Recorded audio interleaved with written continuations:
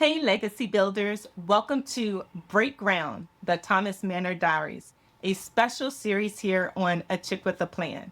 If you're new here, I normally share videos about planning, productivity, and building a legacy-based business. And don't worry, those aren't going anywhere.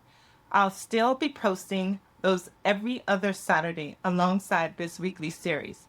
But this series is different. This is where I take you behind the scenes of the most important project of my life, building the Thomas Manor, a physical space that will serve as both an entrepreneur retreat center and a bed and breakfast. It's being designed as a place for rest, strategy, and vision, where legacy-driven entrepreneurs, creatives, and change makers can come to just reset, connect, and build. It's also where I'll be hosting masterminds, gatherings, and just quiet stays for those walking out big dreams with intention. So for the next 26 weeks, I'm documenting what it really looks like to build something from the ground up, not just a house, but a vision I've carried for a while. So let's talk about where I started.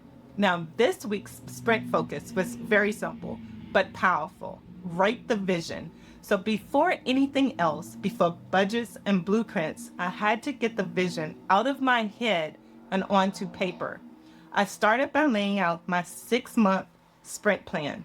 I'm using a system I actually created called the Manor Sprint Method. It's helping me break this big dream into clear weekly steps rooted in faith and follow through. So I'll share more about the system in an upcoming episode, but just know it's keeping me grounded on track every single day. And if you've been following me for a while, you might remember some of my early videos when I actually gave a tour of the current house, shared my inspirational boards, and even started a draft of the budget plan. But a lot has evolved since then. And in this new series, I'll be sharing updated versions of everything. But if you want to go back and see where it all started, those early episodes are still up on the channel. I also kicked off phase 1 of my construction loan readiness checklist. This means pulling my credit reports from all 3 bureaus, reviewing anything or everything, and just flagging any outdated or inaccurate items, and setting up a credit and financial tracker in my OneNote. So this just helps me stay organized as I move forward. Now, this part might not be exciting to most people, but to me, it is sacred. It's me preparing the soil before I plant the seed. Now, what stood out to me this week is how powerful it feels to finally see this vision of mine on paper. Now, when you write it down, it stops being a someday thing and it becomes today's assignment. Even though this project is huge, having a written plan just gives me clarity. It reminds me I don't have to do everything at once. I just need to take the next faithful step.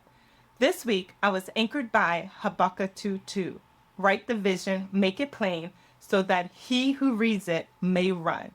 That's exactly what this week was about. Write it, make it plain, and prepare to run, even if it's just a walk at first. Now, next week's theme is secure the foundation.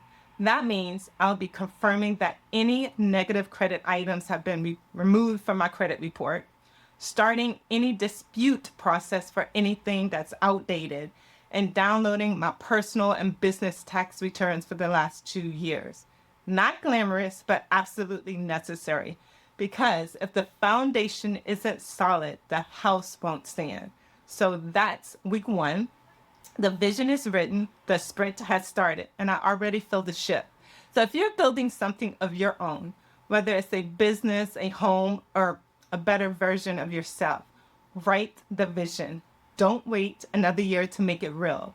And if you're on your own legacy journey, drop a comment below. Tell me, what are you building? I'd love to cheer you on. I'll see you next week. Same time, same vision. Let's break ground.